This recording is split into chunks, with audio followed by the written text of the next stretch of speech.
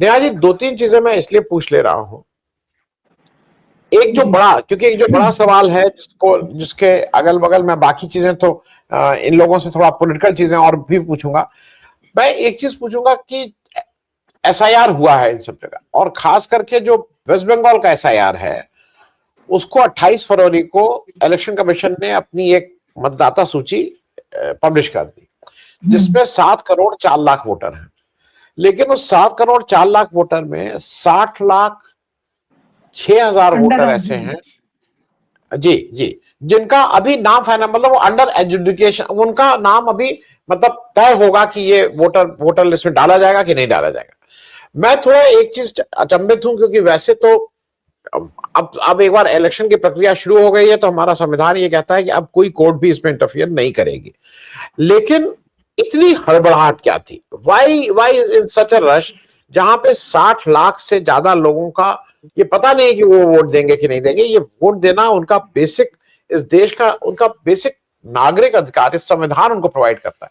मैं एक टिप्पणी आपकी इस पे चाहूंगा, एक टिप्पणी और चाहूंगा कि दो चीजें हुई हैं जिससे इंटेंशन तो साफ नजर आ रहा है। वो पॉलिटिकल क्वेश्चन मैं और पूछूंगा जब प्रफुल्ल कोलाखिया साहब के पास जाऊंगा, जब वहां पे हैं।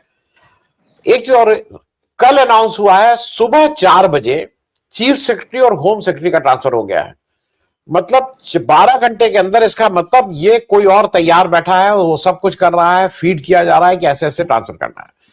दूसरा, 2 दिन पहले जो रवि जी हैं, जो कुख्यात हैं किस तरह से वो गवर्नरशिप चलाते हैं और किस तरह से वो सेंटर तक उनके खिलाफ मामला आया था तमिलनाडु को, शुरू में उनको रिलीफ मिली थी, बाद में प्रेसिडेंशियल रेफरेंस के बाद वो रिलीफ नहीं उतनी रह गई, उनको भेजा गया है वेस्ट बंगाल में ये सब कराने के लिए। ओवरऑल इस सारी चीजों पे, खास करके वोटर के राइट्स, और फिर ये जो रात में एकदम से चेंज करते हैं, इसमें सारे लोग मूक दर्शक रहते हैं। और ये अब बिल्कुल साफ दिख रहा है कि इलेक्शन कमीशन, जैसे एक पॉलिटिकल पार्टी नारा लगा रही है कि ये कॉम्प्रोमाइज, वो नेता कॉम्प्रोमाइज, भाई वो इलेक्शन कमीशन को भी इस समय बहुत निष्पक्ष तो नहीं नजर आ रहा है। नेहा जी, देखिए, जो पहला सवाल आपने पूछा, जो अंडर एडजुडिकेशन वाला इश्यू है, ये तो हम शुरू से बिहार एसआईआर के केस के टाइम से, जो कि शुरू हो गया था जुलाई की शुरुआत से ही, जून में जब नोटिफिकेशन आया, जुलाई में इमीडिएटली हमने पिटिशन फाइल करी।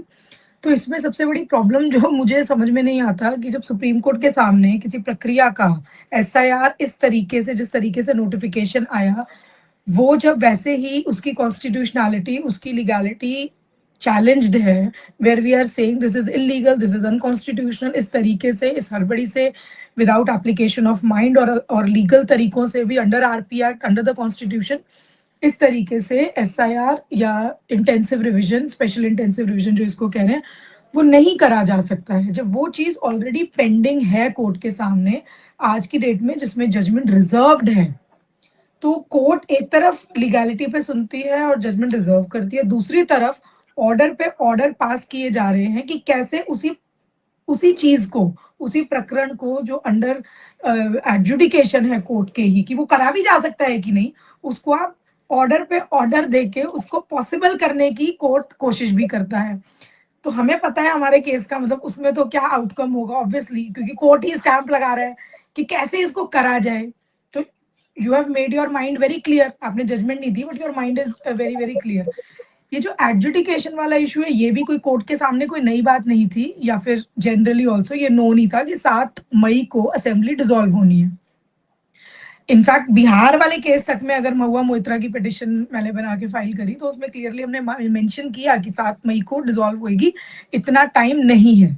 फिर बिहार वाला जब बैच कोर्ट के सामने गया तब भी ये क्लियर था कि भाई अप्रैल में नोटिफिकेशन किसी ना किसी समय आ जाएगा।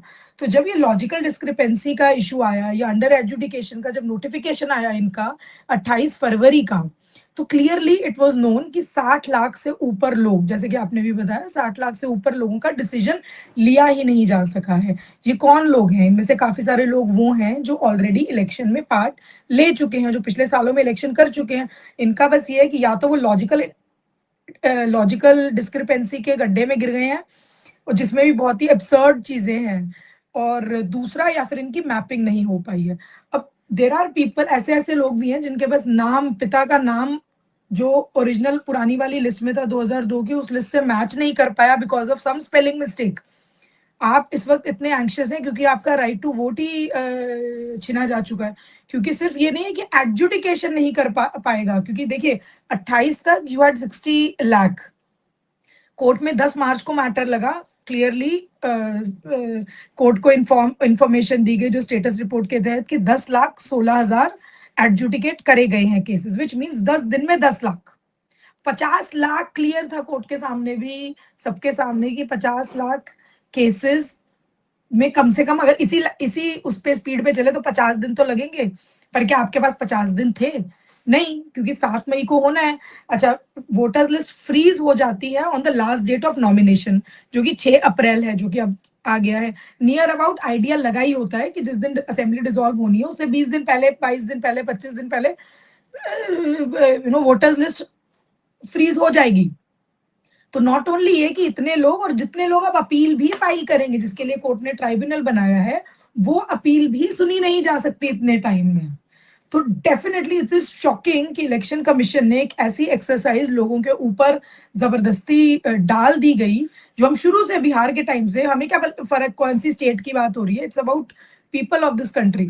तो ऐसी एक्सरसाइज जो हम शुरू से कह रहे हैं, जिसमें तुमने कोई दिमाग नहीं लगाया है, without any application of mind, without any consultation, एक हड़बड़ी के तौर पे आपने ये एक्सरसाइज करी है। और कोर्ट को जिस तरीके के ऑर्डर एक के बाद एक देने पड़ रहे हैं, वो भी क्लियरली शो करता है कि इलेक्शन कमीशन की कोई भी इसमें एब्सोल्यूट कोई भी तैयारी नहीं थी।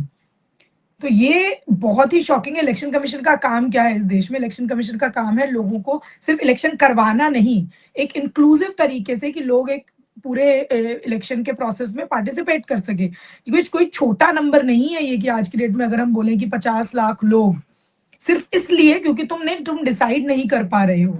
50 का अगर आप मान लीजिए, एंड में इजीली मुझे लगता है कि 15 से 20 लाख लोग सिर्फ इसलिए रह जाएंगे क्योंकि ये वो लॉजिकल डिस्क्रिपेंसी या मैपिंग में रह गए और उनके केसेस अंडर एडजुडिकेशन रह गए। उनका स्टैट्यूटरी राइट, जो कि रिप्रेजेंटेशन ऑफ पीपल एक्ट के अंडर राइट है, to file an appeal before the district electoral officer या फिर सीईओ ऑफ इलेक्शन कमीशन, वो हो ही नहीं पाएगा। यहाँ पे खैर ट्राइब्यूनल के सामने होगा, बट वो पूरी हियरिंग कैसे हो पाएगी? आप खुद सोचिए, एक दिन में आप 1 लाख केसेस भी करें तो imagine the burden on these people, कि कैसे किसी का सही तरीके से आप सिटीजनशिप या कोई भी चीज चेक कर सकते हैं। सो ये बहुत ही प्रॉब्लमैटिक सिचुएशन में लाके खड़ा कर दिया है इलेक्शन कमीशन ने देश के लोगों को।